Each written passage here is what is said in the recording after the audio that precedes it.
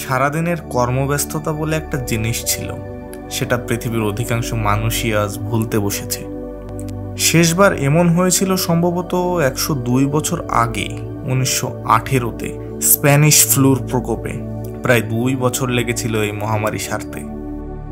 আমি কেন জানি না সবকিছুতেই খারাপের থেকে ভালো দিকটাই আগে দেখি। আজকের এই ঝিমিয়ে পড়া নীরব সভ্যতাকে কেন জানি না খুব ভালো লাগছে আমার।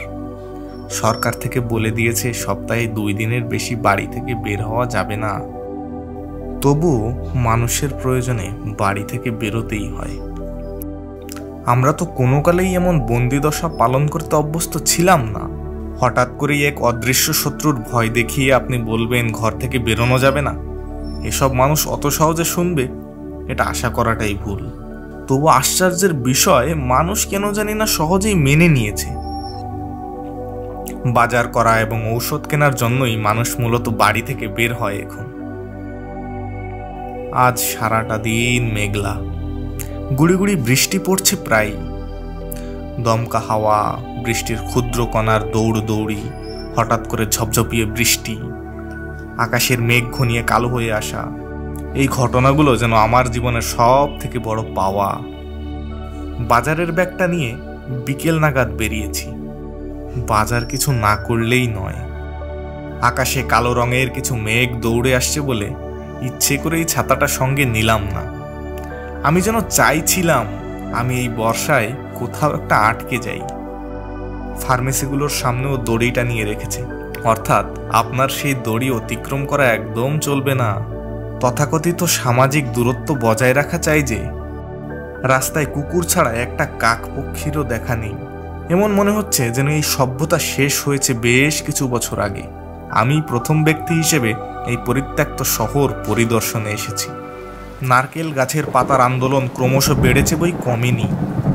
বিদ্যুতের ঝলকানিতে বুক কেঁপে উঠতে চায়। বুঝলাম সময় বেশি নেই, যে কোনো মুহূর্তে হুড়মুড়িয়ে বৃষ্টি নামবে। আমারও তাই একটা নিরাপদ জায়গা চাই, কিন্তু রক্ষা হতে হতেও শেষ রক্ষা হলো না। নেমে গিয়েছে আমার কাঙ্ক্ষিত বৃষ্টি। ভাবলাম দৌড় শুরু করব, কিন্তু কেন? আমি তো এটাই চাইছিলাম। শেষে দৌড়লাম না ঠিকই, কিন্তু হাঁটার গতি খানিকটা বাড়িয়ে কাক ভেজা হয়ে স্টেশনের ছাউনির নিচে এসে দাঁড়ালাম। বনগা লাইনের এই স্টেশনটি তুলনামূলক খুব জাঁকজমক থাকে। স্টেশনে বসার জায়গাগুলো কিছুটা বয়সভিত্তিক ভাগ করা রয়েছে। বৃদ্ধরা যেখানে বসে সেখানে যুবকেরা ভুল করেও বসতে যায় না। তেমনি উঠতি বয়স্ক মেয়েরা পুরুষের সমকক্ষ এবং নারী হওয়ার বাসনায় যেখানে ধোঁয়ায় টান দিতে বসে, সেখানের সামনে দিয়ে সেই বৃদ্ধরাই যখন হেঁটে যায় তখন চোখ তুলেও তারা তাকায় না। চায়ের দোকান, ম্যাগাজিনের দোকান, মুঠোফোনের দোকান, ব্যাগের দোকান, ঘটকের আখড়া, চাউমিন এগরোলের দোকান, জামা কাপড়ের দোকান, তেলে ভাজার দোকান, ফুলের দোকান, ফলের দোকান, রুটি তরকারির টোং, একটি পুরনো বইয়ের দোকান। কি নেই এই স্টেশনে! গোটা 70 ট্রেনে প্রতিদিন মানুষ বাদুর ঝোলা হয়ে চলাচল করে এই লাইন দিয়ে। দাঁড়িয়ে দুদণ্ড কথা বলার সময়ও নেই এমন মানুষের সংখ্যাও নেহাত কম নয়। কিন্তু আজ এই করোনা ভাইরাসের প্রকোপকালে আমি যখন এই রকম এক বিকেলে স্টেশনে এসে পৌঁছলুম, তখন আমি ছাড়া অন্য কোনো মানব শরীরেরও দেখা পেলুম না। আমি লিখে বা বলে হয়তো এই অদ্ভুত এক মুগ্ধকর পরিবেশের বর্ণনা করতে পারবো না। মনে হচ্ছিল প্রত্যন্ত এক জনমানবহীন পরিবেশে এসে পড়েছি। এই স্টেশন দিয়ে হয়তো দিনে 2 কি 3টে ট্রেন যায়, তার আবার হয়তো একটা ট্রেনই এখানে থামে এক মুহূর্তের জন্য। হয়তো মাঝে মধ্যে কেউ ওঠে কিংবা নামে, কিন্তু বেশিরভাগ সময়েই ট্রেনটি বিনা কারণেই থামে। বৃষ্টির বেগ এতই বেড়েছে যে টিনের চালের ছাউনি ভেঙে মাথার উপর পড়বে বলে মনে হচ্ছিল। বাজারের ব্যাগটা এক পাশে রেখে প্ল্যাটফর্মের মাঝামাঝি একটি জায়গায় বসে পড়লুম। হঠাৎ হঠাৎ হাওয়া সজোরে এসে বৃষ্টির কণাগুলো গায়ে মাখিয়ে দিয়ে কোথায় হারিয়ে যাচ্ছিল। কি ভাবছি জানি না, কিন্তু এই প্রথমবার হয়তো একাকিত্ব আমায় এতই আনন্দ দিচ্ছে।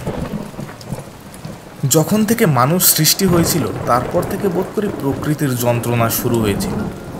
আজ প্রকৃতিকে সমহিমায় দেখে বড় পুলকিত আমার মন। বিকেলের এই পুরো সময়টা বসে বসে বৃষ্টি দেখলাম। কোথাও কেউ নেই, কেমন যেন ভুতুড়ে ভুতুড়ে লাগছিল সব। পেছন থেকে যেন কেউ ডাকবে বলে দাঁড়িয়ে আছে, কিন্তু আসলে কেউ নেই। প্রকৃতি নিজের মতন করে নিজের গায়ে জল ঢালছিল। মাঝে মধ্যে না আমার খুব কষ্ট পায়। প্রতিদিন কত মানুষ থাকে, আমরা কত আনন্দে কাটিয়ে দিতাম এই বিকেলগুলো। আসলে প্রতিদিনের এই কর্মব্যস্ততাই হোক কিংবা আড্ডা দেওয়া সময়গুলো কি আর আসবে না? আসলেও তা কতদিন। অদ্ভুত বিষয় হলো, এই পৃথিবীর এমন একজন মানুষও নেই যে এই মুহূর্তে আমার এই প্রশ্নের জবাব দিতে পারে। আবার কিছু সময় খুব গর্বও হয়, কাউকে কিছু দেওয়ার মাঝে এক আনন্দ আছে, সেই অনুভূতিটা কাজ করে। আমরা মানব সভ্যতা যে নির্মমভাবে এই প্রকৃতিকে প্রতি মুহূর্তে অত্যাচার করি, সেটা যে আমরা কিছুদিন না করে ওকে ওর মতন ছেড়ে দিয়েছি বা দিতে বাধ্য হয়েছি, এই কারণে খুব আনন্দ হচ্ছে। আমরা পৃথিবীর এই জিনিসটাই কেবল বুঝে ও অবুঝ। প্রকৃতি আমাদের ছাড়াও বাঁচতে পারবে, কিন্তু আমরা প্রকৃতি ছাড়া এক মুহূর্ত নয়। কোমল বাতাস প্রাণ ভরে গ্রহণ করার যে কি স্বাদ, সে সবাই ভেবেও দেখে না। একঘেয়ে আমাদের এই জীবনযাপনের ভিড়ে আমরা একটু ব্যতিক্রমকেও আর চোখে দেখি। এমন একটি বিকেল মানুষের জীবনে কখন এসে চলে যাবে অনেকেই তা ঠাউরই করতে পারবে না। আবার কেউ কেউ এই বিশেষ সময়কে ভুলতেও পারবে না, হয়তো অনেক অনেক দিন, অনেক অনেক কাল।